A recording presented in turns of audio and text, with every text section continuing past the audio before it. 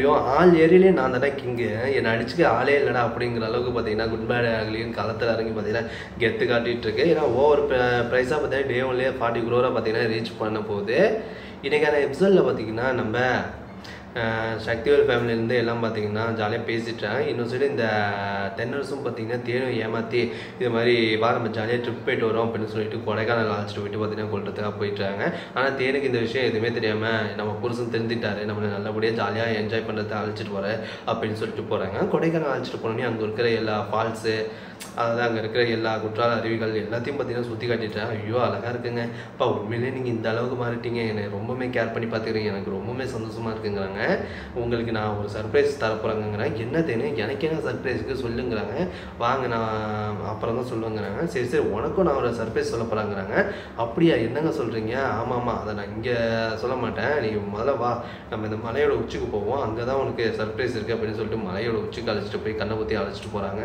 கரெக்டாக மலைகிட்ட வந்து பாட்டுறாங்க. அதை பார்த்து தேனு பயந்துடுறாங்க. என்னங்க இது தள்ளிவிட்டு போகிற மாதிரி இவ்வளோ கிட்டே வந்து பாடிடுங்க, இந்த உனக்கு என்னை பிடிக்குமா என்ன அப்படிங்கிறாங்க. உங்களை பிடிக்காதங்க, உங்களை எனக்கு ரொம்ப பிடிக்குங்க அப்படிலாம் சொல்கிறாங்க. ரொம்ப பிடிக்குமா, ஓகே ஓகே அப்படின்னா நான் கேட்டால் என்ன வேணால் செய்வீங்க, நீங்கள் கேட்டால் என்ன வேணால் செய்வீங்க, உயிரை கூட கொடுப்பாங்க. உயிரை கொடுப்பியா அப்படின்னா உயிரை கொடுத்துட்றியா அப்படிங்கிறாங்க.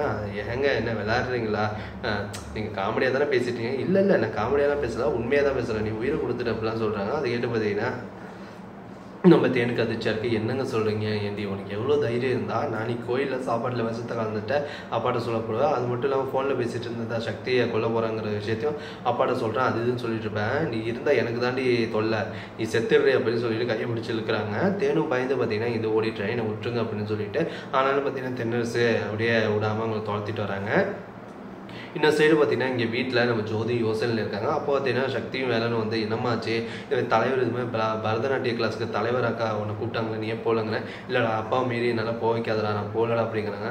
அம்மா நீ மட்டும் போகலன்னா தப்பாயிடுமா, தலைவரே ஒன்று கூப்பிட்றா நீ போமா அப்படிங்கிறா. அப்போ அவங்க அத்தையை வந்து என்ன ஜோதி உன்னோட விருப்பம் பரதநாட்டியம் தானே, நீ போ நான் பார்த்துக்கிறாங்கன்னா. அது கேட்டு பார்த்தீங்கன்னா ஜோதியும் சந்தோஷமாக என்ன பார்த்தீங்கன்னா அங்கே தான் போயிட்டாங்க. இன்னொரு சைடு பார்த்தீங்கன்னா இந்த தென்னரசு ஒரு வழியாக ஜோதியோட, அதாவது தேனோட கையை பிடிச்சி பார்த்தா இழுத்துட்டு வந்து, இனி நீ உயிரோட இருக்கக்கூடாது, நீ இருந்தால் எனக்கு பிரச்சனை அப்படின்னு சொல்லிட்டு மலையிலேருந்து பார்த்தீங்கன்னா ஜோதியை பிடிச்சி கீழே தள்ளி விட்டுறாங்க. தள்ளி விட்டு அழுதுட்டு பார்த்தீங்கன்னா அவங்களோட போலீஸ் இருக்காங்க. அவங்கள்ட்ட போயிட்டு சார் இது மாதிரி என் பொண்டாட்டி செல்ஃபி எடுக்கிறது இங்கே மலை உச்சி வந்தா சார், அப்போ கால் தவறி பார்த்தீங்கன்னா கீழே வந்துட்டா சாருங்கன்னா. அந்த போலீஸ் அவங்களுக்குலாம் அறிவில்லையா, நீ படித்த ஆள் தானே, உன் பொண்டாட்டிக்கு இவ்வளோ ஹைட்டில் வச்சு செல்ஃபி எடுப்பாங்களா அப்படிங்கிறாங்க. சார் ப்ளீஸ் சார், எங்கள் வீட்டுக்கு தெரிஞ்சவங்களை அடிப்பாங்க சார், நீங்கள் ப்ளீஸ் சார் ஒரு கம்ப்ளைண்ட் எடுத்துக்கிட்டு முதல்ல அவங்க தேடி கண்டுபிடிச்சி கொடுங்க சார். ஐயோ இது எவ்வளோ ஹைட்டில் இருக்குது தெரியுமா, உளுந்தா எலும்பு கூட கிடைக்காது, மிருகம் வேற கீழே இருக்குது, அதெல்லாம் கடிச்சு தின்றோம், நீ போயா நான் ஏதாச்சும் விஷயம் தெரிஞ்சா சொல்கிறேன் அப்படின்னு சொல்லிட்டு அவங்க டீட்டெயில்ஸை பார்த்தீங்கன்னா வாங்கிக்கிறாங்க. தென்னரசும் பார்த்தீங்கன்னா அப்பாடா ஒரு வரையும் எல்லா பிரச்சனையும் முடிஞ்சிச்சா, இனி நம்மளுக்கு எந்த பிரச்சனையும் நிம்மதியாக இருக்கலாம் அப்படின்னு சொல்லிட்டு இங்கே பார்த்தீங்கன்னா கிளம்பிடுறாங்க. இன்னொரு சைடு இங்கே பார்த்தீங்கன்னா தலைவரும் சிவபதிட்டா என்ன ஒய்ஃப் வந்துட்டாங்களா இல்லையா, தலைவர் பதவி இன்னைக்கு ஏற்றுக்குன்னு சொன்னாங்க. இல்லை இல்லையா இது மாதிரி என் பொண்டாட்டி அந்த பரதநாட்டிய கிளாஸ் தலைவராக விருப்பம் இல்லை, அதனால தான் வரலங்கிறேன். என்ன சொல்கிறேன், அன்றைக்கி ஜோதி கூட எனக்கு ஓகே தான் அப்படிலாம் சொன்னால் இப்போ என்ன இல்லைங்கிற.